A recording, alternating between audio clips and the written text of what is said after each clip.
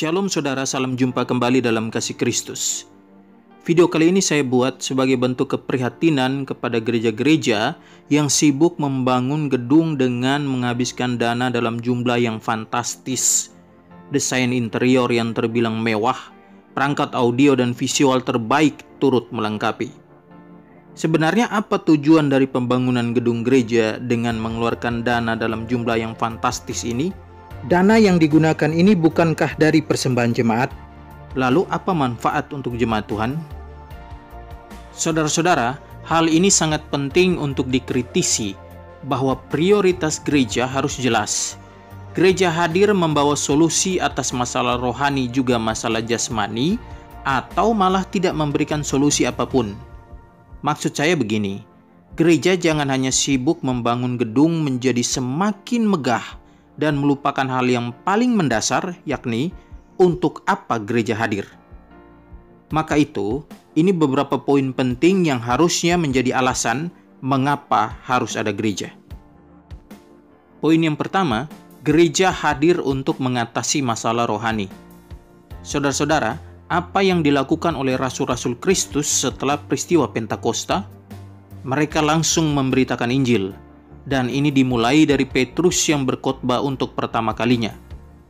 Maka bangkitlah Petrus berdiri dengan ke-11 rasul itu, dan dengan suara nyaring ia berkata kepada mereka, "Hai kamu orang Yahudi dan kamu semua yang tinggal di Yerusalem, ketahuilah dan camkanlah perkataanku ini.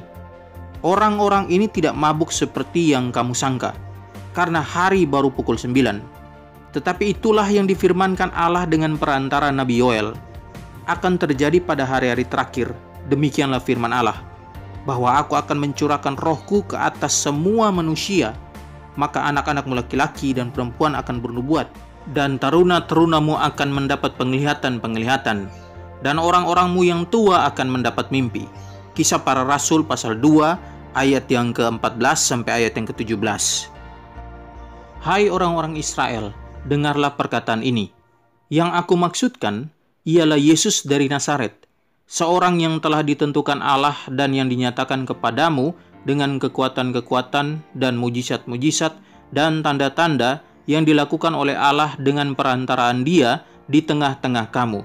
Seperti yang kamu tahu, Dia yang diserahkan Allah menurut maksud dan rencananya telah kamu salibkan dan kamu bunuh oleh tangan bangsa-bangsa durhaka. Tetapi Allah membangkitkan Dia dengan melepaskan Dia dari sengsara maut, karena tidak mungkin Ia tetap berada dalam kuasa maut itu. Yesus inilah yang dibangkitkan Allah, dan tentang hal itu kami semua adalah saksi. Kisah Para Rasul pasal 2 ayat 23 sampai 24 dan ayat yang ke-32. Gereja mula-mula hadir setelah peristiwa Pentakosta, dan yang dilakukan oleh gereja saat itu adalah pemberitaan Injil atau penginjilan. Saudara jangan salah memahami maksud saya. Saya tidak sedang menyimpulkan bahwa pembangunan gedung gereja menjadi semakin besar itu tidak penting. Poin saya di sini adalah jangan sibuk membangun gedung gereja atau memperlebar gedung gereja agar semakin besar, lalu melupakan alasan yang paling mendasar kehadiran gereja, yakni memberitakan Injil. Sangat disayangkan jika gereja hanya menghabiskan dana yang cukup besar untuk pembangunan gedung gereja dengan fasilitas mewah, lantas memberikan sedikit dukungan dana untuk para penginjil agar mereka dapat menginjili di daerah-daerah terpencil. Jangan hanya sibuk membangun gedung gereja menjadi semakin megah, tapi tidak terlalu peduli dengan masalah ajaran yang bersifat doktrinal. Gereja jangan hanya beritakan hal-hal yang menyangkut etika, moral, dan motivasi saja, karena semuanya itu bisa jemaat dapatkan tanpa harus di gereja. Injil sejati yang akan mengatasi masalah rohani jemaat itu wajib diberitakan juga, yakni Yesus itu Allah. Yesus satu-satunya jalan ke surga. Allah Tritunggal, selamat hanya karena iman dan bukan perbuatan baik, atau selamat karena iman tambah perbuatan baik. Semua hal ini adalah ajaran dari Injil sejati yang merupakan pondasi Kristen itu sendiri. Hal inilah yang membedakan Kristen dengan agama lain, karena masalah etika, moral, motivasi juga diajarkan oleh agama lain. Tanpa pemberitaan tentang hal-hal tadi, maka kehadiran gereja tidak sedang menjadi solusi rohani bagi jemaat Tuhan, juga bagi mereka yang belum terima Yesus. Poin yang kedua, gereja hadir untuk mengatasi masalah jasmani. Bukan hanya masalah rohani, tapi juga masalah jasmani. Gereja harus menjadi solusi. Sekarang lihat ayat ini. Dan semua orang yang telah menjadi percaya tetap bersatu, dan segala kepunyaan mereka adalah kepunyaan bersama. Dan selalu ada dari mereka yang menjual harta miliknya, lalu membagi-bagikannya kepada semua orang sesuai dengan keperluan masing-masing. Kisah Para Rasul 2 ayat 44-45. Ini adalah cara hidup jemaat mula-mula. Mereka hidup tidak untuk diri sendiri, tapi juga untuk orang lain. Keperluan atau kebutuhan jemaat dipikirkan bersama, lalu solusi yang diambil pun untuk mengatasi kebutuhan jemaat saat itu.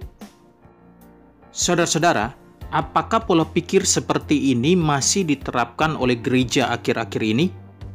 Apakah pemasukan gereja juga digunakan untuk mengatasi masalah jasmani? Pada poin ini pun saya tegaskan sekali lagi, jangan salah memahami maksud saya. Saya tidak sedang menyimpulkan bahwa membangun gedung gereja yang besar atau melebarkan gedung gereja itu salah.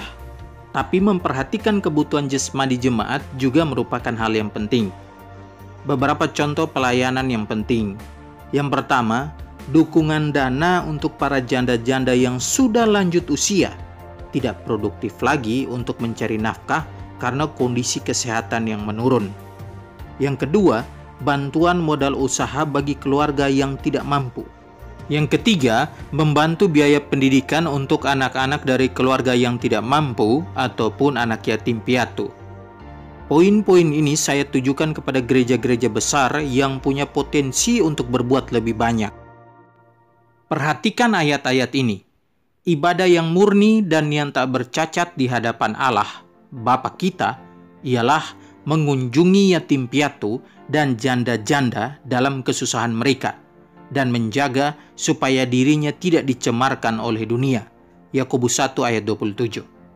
Dalam terjemahan lain berbunyi demikian, ketaatan beragama yang murni dan sejati menurut pandangan Allah Bapa ialah menolong anak-anak yatim piatu dan janda-janda yang menderita, dan menjaga diri sendiri supaya jangan dirusakkan oleh dunia ini. Ayat selanjutnya, hanya kami harus tetap mengingat orang-orang miskin, dan memang itulah yang sungguh-sungguh kuusahakan melakukannya. Galatia 2 ayat yang ke-10. Sekarang dalam terjemahan lain, satu-satunya permohonan mereka kepada kami adalah supaya kami tidak lupa bahwa saudara-saudari kita yang miskin di daerah Yerusalem memerlukan bantuan, dan sejak dulu saya selalu siap menolong mereka. Ini terasa aneh jika gereja lebih mementingkan pengadaan sound system yang memakan anggaran puluhan bahkan bisa sampai ratusan juta rupiah, desain interior yang bisa menghabiskan dana ratusan juta bahkan bisa menyentuh angka miliaran rupiah untuk LCD, lighting, desain kursi lipat, dan gedung gereja dibuat berlantai-lantai. Bahkan ada juga yang membuat gedung gereja sebesar stadion sepak bola. Sedangkan banyak jemaat yang rumahnya sebenarnya tidak layak dihuni lagi, tapi masih taat memberi buat gereja. Bahkan di antaranya ada janda-janda yang lanjut usia, hanya mengharapkan bantuan raskin dari pemerintah, tapi tetap memberi bagi gereja. Di mana peran gereja? Apa gereja hanya menampung uang jemaat termasuk jemaat miskin yang diantaranya ada janda-janda lanjut usia hanya untuk membuat gedung gereja menjadi mewah? Tepatkah menggunakan uang jemaat termasuk jemaat miskin untuk membeli peralatan yang super canggih yang katanya ini untuk mendukung pelayanan? Sebenarnya tujuan membuat gedung gereja menjadi super mewah itu untuk siapa? Saya tidak melihat ada manfaat langsung untuk jemaat yang miskin. Kenapa tidak menggunakan uang yang akan digunakan agar gedung gereja terlihat mewah itu untuk memberikan modal usaha kepada jemaat miskin agar mereka bisa mengatasi kemiskinan mereka? atau membantu para janda lanjut usia yang miskin agar mereka tidak perlu berhutang hanya untuk membeli beras? Saya pikir ada banyak manfaat yang akan diterima oleh jemaat Tuhan ketimbang membuat gedung gereja menjadi super mewah yang hanya bisa dinikmati saat beribadah saja. Gereja jangan berlomba-lomba untuk menjadi besar, megah, mewah secara fisik atau gedung. Gereja harusnya berlomba-lomba mengajarkan ajaran yang benar, Injil sejati, mengutus banyak penginjil ke daerah-daerah, memberi modal usaha bagi jemaat yang miskin, membantu para janda lanjut usia yang miskin, juga memperhatikan anak yatim piatu.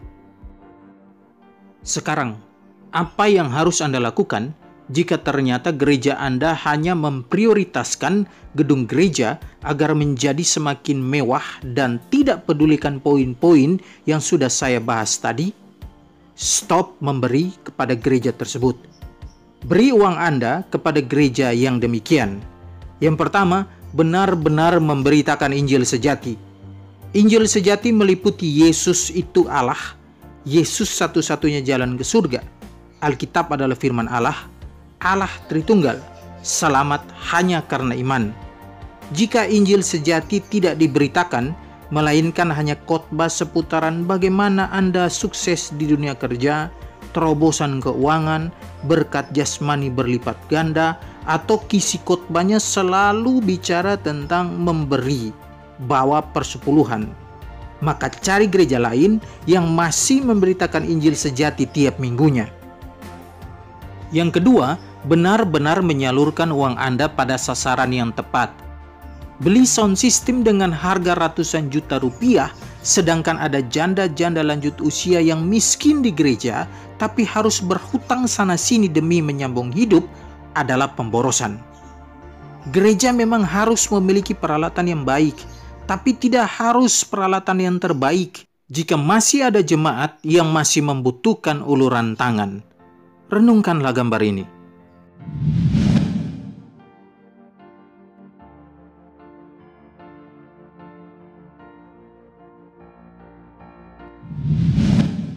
Membantu orang miskin, janda-janda lanjut usia yang miskin, anak yatim piatu, itu pelayanan. Membeli peralatan super canggih tanpa memperhatikan beban hidup jemaat, itu pemborosan atau kemewahan. Dipakai untuk kemewahan atau untuk pelayanan, perhatikan baik-baik supaya kamu jangan salah memberi. Demikianlah tanggapan saya. Semoga mencerahkan saudara semua. God bless you all.